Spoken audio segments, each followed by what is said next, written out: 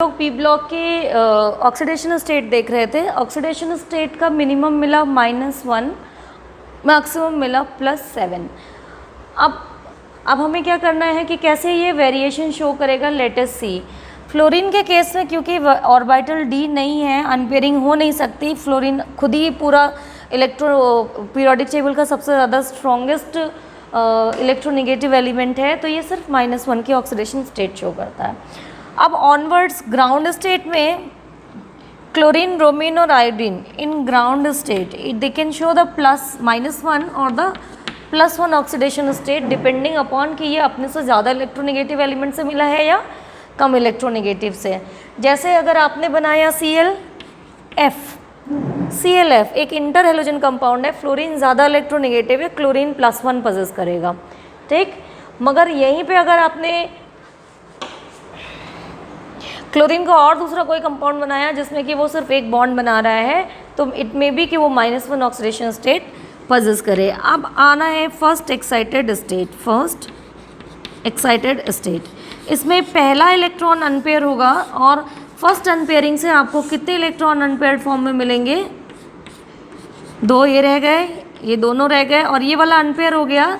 Now 3 electrons are unpaired, और अनपेयरिंग कौन करा पाता है? इलेक्ट्रोनेगेटिव एलिमेंट ही करा पाता है। तो इससे आपको कौन सी ऑक्सीडेशन स्टेट मिलेगी? +3 की। सेकेंड एक्साइटेड स्टेट में अगला इलेक्ट्रॉन भी अनपेयर हो जाएगा, ये डी के ऑर्बिटल। तो टोटल कितने अनपेयर्ड इलेक्ट्रॉन मिले? 1 2 3 4 5 6 अनपेयर्ड इलेक्ट्रॉन्स मिले, जिसके 5 अनपेयर्ड इलेक्ट्रॉन मिले, और ये अनपेयरिंग किसी मोर इलेक्ट्रोनेगेटिव एलिमेंट ने ही करी होगी। जैसे यहाँ पे आप एग्जांपल लिख सकते हैं ClF3, ठीक है, BrI5, ठीक, BrF5। फ्लोरीन ज़्यादा इलेक्ट्रोनेगेटिव है, ब्रोमीन के 5 इलेक्ट्रॉन को कर लिया, ठीक। और द थर्ड एक्साइटेड स्टेट भी आ सकती है इसकी, जिसमें कि ये सारे के सारे अनपेयर हो जाएं, और टोटल कितने अनपेयर्ड इलेक्ट्रॉन बनेंगे आपके पास? 7 अनपेयर्ड इलेक्ट्रॉन और +7 की ऑक्सीडेशन स्टेट मिलेगी। ध्यान रखिएगा, higher positive oxidation state very high electronegative elements के साथ मिलती है। ये जनरली मिलती है ऑक्साइड्स में, फ्लोराइड्स में या ऑक्सो एसिड्स में। ये जितनी भी हायर ऑक्सीडेशन स्टेट हैं वो आपको इन 3 कंडीशन से मिलेंगी, क्योंकि यहाँ पे ऑक्सीजन है या फ्लोरीन है। ऑक्सीडेशन स्टेट में हम देखेंगे कि ये सभी क्योंकि इलेक्ट्रॉन गेन करते हैं, तो दे आर गेटिंग रिड्यूस और they are acting as oxidising agent. अब ये किसको ऑक्सीडाइज करेंगे? ये उन सभी एलिमेंट्स को ऑक्सीडाइज कर सकते हैं जिनसे ये खुद ज़्यादा इलेक्ट्रोनेगेटिव है। जैसे अगर आप हैलोजन के केस में देखें, तो अगर फ्लोरीन कैन ऑक्सीडाइज हैलोजन, यहाँ पे हैलोजन कौन हो सकता है? Here X can be chlorine, bromine और iodine, because they are less electronegative. ये अगर हेलाइड फॉर्म में प्रेजेंट हैं तो ये खुद हेलाइड में आ जाएगा, इलेक्ट्रॉन गेन करेगा, इसमें हैलोजन रिलीज करेगा। बहुत ईजी रिएक्शन है। क्लोरीन के केस में यहाँ X कौन हो जाएगा? It will be only bromine and iodine, क्योंकि chlorine is more electronegative than bromine and iodine only. Bromine के केस में X क्योंकि सिर्फ I है, तो हम यहाँ पे सिंपली I- भी लिख सकते हैं, and this is I2, liberation of I2। ये जो ऑक्सीडाइजिंग एबिलिटी है ये डाउन द ग्रुप क्या हो रही है? घट रही है। क्यों? क्योंकि इनका इलेक्ट्रॉन एक्सेप्ट करने की टेंडेंसी डिक्रीज हो रही है, और इसी के साथ रिडक्शन पोटेंशियल भी घटने लगता है। Decreasing ability to take electron. इस रिडक्शन पोटेंशियल को, जब ये सारी रिएक्शन एक्वस मीडियम में होती हैं, तो हम ज़रा एक्सप्लेनेटरी फॉर्म में इसको एक्सप्लेन करते हैं कि रिडक्शन पोटेंशियल किन फैक्टर्स पर डिपेंड करता है। Reduction potential E0 oxidise form upon reduce form, ठीक है। तो ये मान लीजिए X और X- लिख देते हैं हम, ये 0 ऑक्सीडाइज है और ये रिड्यूस फॉर्म है। तो अब ये हाई कब होगा? रिडक्शन पोटेंशियल हाई कब होगा? जब x से x माइनस बनना इजी हो या लेस एनर्जी इसमें लगती हो, ठीक, मतलब नेगेटिव ज़्यादा हो, पॉजिटिव लेस हो, लेस पॉजिटिव मोर नेगेटिव। ध्यान से सुनते जाइएगा, ना समझ में आए फिर से पलट के वीडियो देखिए। तो पूरा रिड्यूसिंग कैरेक्टर का प्रोसेस जब आप हैलोजन को उठा के कर रहे हैं तो पहले इलेक्ट्रॉन गेन हैलोजन का मॉलिक्यूल नहीं करता, एटम करता है। तो इसमें बहुत सारी फैक्टर्स रिस्पॉन्सिबल होते हैं। फ्लोरीन क्यों बहुत अच्छा रिड्यूसिंग एजेंट हो जाता है, सॉरी ऑक्सीडाइजिंग एजेंट हो जाता है। देखिए यहाँ पे X2 है, पहले ये एटमाइज होगा, F बनाता है F single bond F single bond F, इसमें तीन लोन पेयर होते हैं, बाकी सबके सिंगल बॉन्ड नहीं स्टेबल थे तो इसके कहाँ से हो जाएगा, साइज़ भी बहुत छोटा है, बहुत कम होती है नेगेटिव वैल्यू। ये हमें क्या चाहिए, सॉरी पॉजिटिव वैल्यू बहुत कम होती है, एनर्जी जो चाहिए इसको ब्रेक करने में ये बहुत कम है। तो एक फैक्टर मिला कि पॉजिटिव का जो रिक्वायरमेंट था वो कम है। इलेक्ट्रॉन गेन एंथैल्पी फ्लोरीन की भले ही कम है क्लोरीन से, मगर इसको जो पॉजिटिव फैक्टर चाहिए था ये कुछ ज़्यादा ही कम हो गया, तो यहाँ से लिबरेटेड एनर्जी से खास मतलब नहीं रहता। More over fluoride ions water में हाईली हाइड्रेट होते हैं और हाई नेगेटिव हाइड्रेशन एंथैल्पी होती है, जो कि इसकी less electron gain enthalpy than chlorine को मिनिमाइज करके मेंटेन कर ले जाती है। फ्लोरीन की इलेक्ट्रॉन गेन एंथैल्पी क्लोरीन से कम है, इसका मतलब उसको इलेक्ट्रॉन लेने में अट्रैक्शन कम है, फिर भी वो एक अच्छा ऑक्सीडाइजिंग एजेंट है, ज़्यादा जल्दी इलेक्ट्रॉन ले रहा है। तो उसका फैक्टर सिर्फ इस पे ही डिपेंड नहीं करता इलेक्ट्रॉन गेन एंथैल्पी पे, वो उसके एटमाइजेशन पे भी डिपेंड कर रहा है। क्लोरीन का एंथैल्पी ऑफ एटमाइजेशन ज़्यादा है और फ्लोरीन का कम है, तो इसके ये वाला फैक्टर और फ्लोरीन की हाइड्रेशन एंथैल्पी हाई है फ्लोराइड की और क्लोराइड की कम है, तो ये दो फैक्टर हैं that we called as low enthalpy of atomization and high hydration enthalpy of fluorine is responsible for the high oxidizing power of F2 molecule.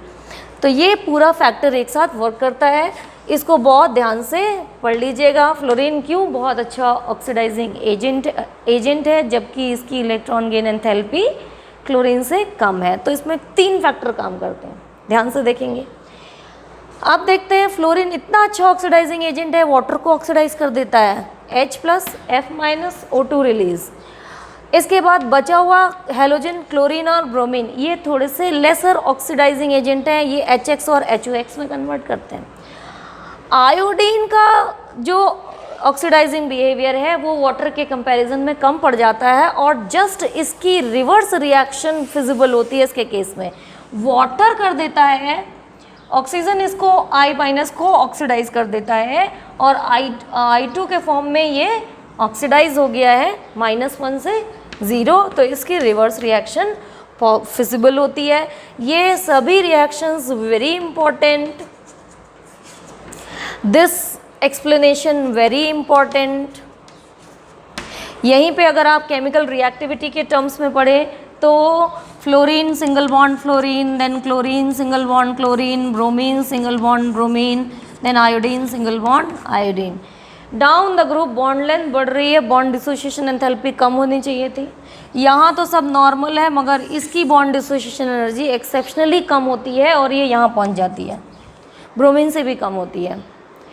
तो ये याद रखेंगे कि जब बॉन्ड डिसोसिएशन एनर्जी की बात आएगी तो क्लोरीन से आयोडीन तो नॉर्मल डिक्रीज है, मगर fluorine is very less bond dissociation because of repulsion between non bonded electron pair. Oxidation state के बाद हम लोग देखते हैं कंपाउंड्स विद हाइड्रोजन या रिएक्शन विद हाइड्रोजन।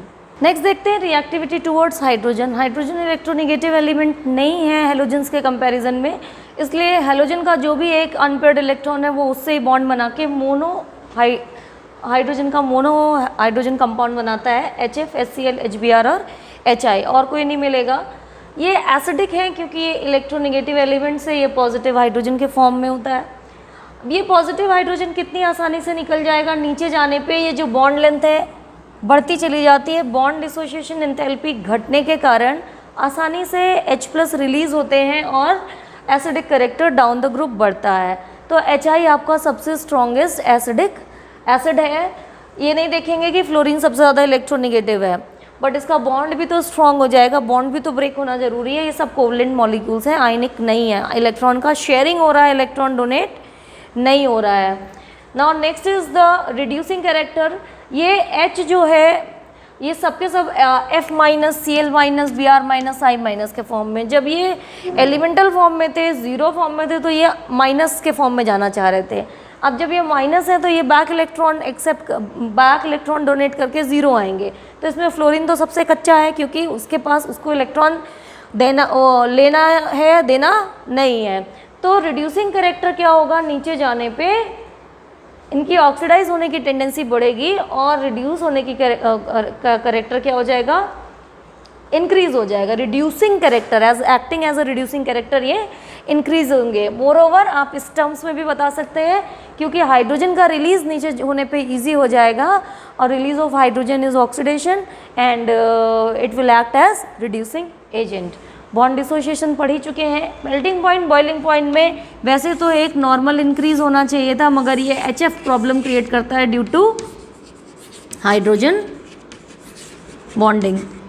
तो ये सीक्वेंस याद रखिएगा। सीक्वेंस इंक्रीजिंग या डिक्रीजिंग ऑर्डर में लिखने को आ जाता है, इसको याद रखना है। मेल्टिंग पॉइंट में HBr के बाद है, जबकि बॉइलिंग पॉइंट में सबसे हाई है इसका बॉइलिंग पॉइंट HF का। Now the next property comes the reactivity with oxygen. चलो, तो रिएक्टिविटी विद ऑक्सीजन में देखेंगे कि फ्लोरीन सिर्फ एक ही कंपाउंड बनाता है ऑक्सीजन के साथ, वो भी ऑक्साइड ना कह के हम फ्लोराइड कहते हैं, because fluorine is more electronegative then oxygen. अब स्टेबिलिटी ऑफ ऑक्साइड्स में देखो तो आयोडीन के ऑक्साइड सबसे ज़्यादा स्टेबल है, उसके बाद क्लोरीन के, फिर ब्रोमीन के। कोई सीक्वेंस नहीं मिल रहा है। फ्लोरीन तो छोड़ ही दीजिए, वो तो एक ही बना रहा है। अब आयोडीन के क्यों स्टेबल है, क्योंकि आयोडीन को अगर +7 तक तरह तरह के ऑक्साइड्स बनाने हैं तो इसको नंबर ऑफ ऑक्सीजन को होल्ड करना पड़ेगा। ये आयोडीन का मॉलिक्यूल बहुत बड़ा है और इसकी पोलराइजेबिलिटी भी अच्छी खासी होती है, जिसके कारण बड़े होने के बावजूद ये ऑक्सीजन के साथ अच्छे से अटैच होते हैं। तो इसका रीज़न क्या है, ग्रेटर पोलराइजेबिलिटी। क्लोरीन का केस क्या है, क्लोरीन ऑक्सीजन में 2p ऑर्बिटल होते हैं, क्लोरीन में 3p ऑर्बिटल होते हैं। थोड़ा थोड़ा सा डिफरेंस है, इनके बीच में पाई बॉन्ड बन जाता है 2p और 3p के बीच में।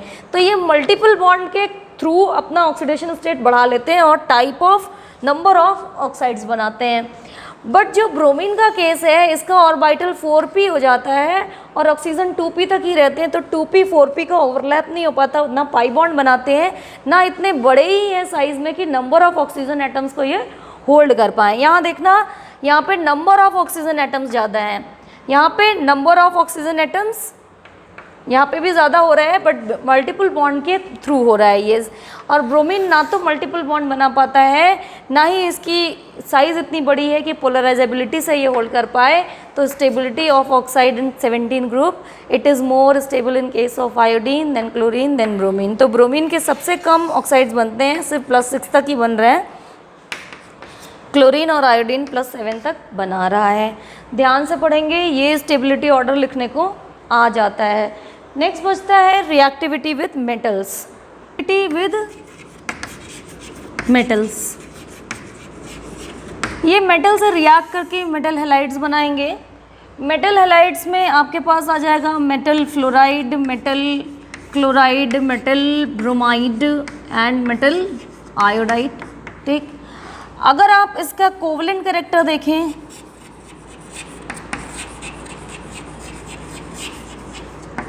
कोवलेंट कैरेक्टर देखें तो डिपेंड करेगा किस पे, निगेटिव आयन के साइज पे।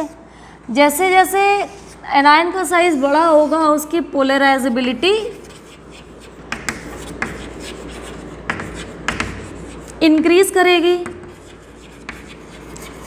इंक्रीज पोलराइजेबिलिटी के साथ साथ फ्लोराइड से क्लोराइड, क्लोराइड से ब्रोमाइड और ब्रोमाइड से आयोडाइड मोर कोवलेंट कैरेक्टर के साथ मिलेंगे।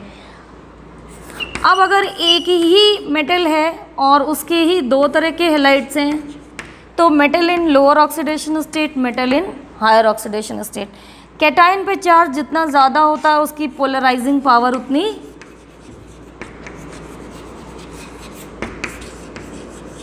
उतनी ज़्यादा होती है और कोवलेंट कैरेक्टर क्या होगा, बढ़ जाएगा। अब क्योंकि इलेक्ट्रोनेगेटिव ग्रुप है तो हैलोजन सभी मेटल से रिएक्ट करता है, monohalide, dihalide, depending upon the valency of metal बनेगा।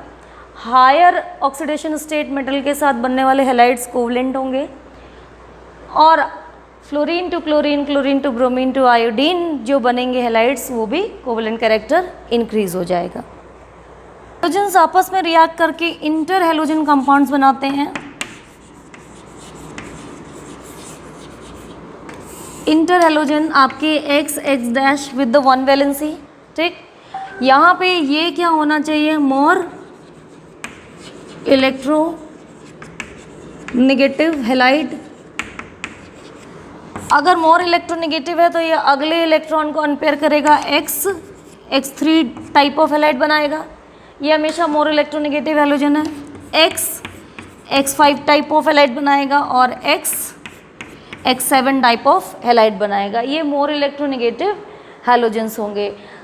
हैलोजन से इंटर हैलोजन्स ज़्यादा रिएक्टिव होते हैं क्योंकि हैलोजन्स में सिमिलर ऑर्बिटल के बॉन्ड्स होते हैं, जबकि इंटर हैलोजन में डिसिमिलर ऑर्बिटल के ऑर्बिटल ओवरलैपिंग के बॉन्ड होते हैं, जिसके कारण इंटर हैलोजन्स मोर रिएक्टिव होते हैं देन हैलोजन्स।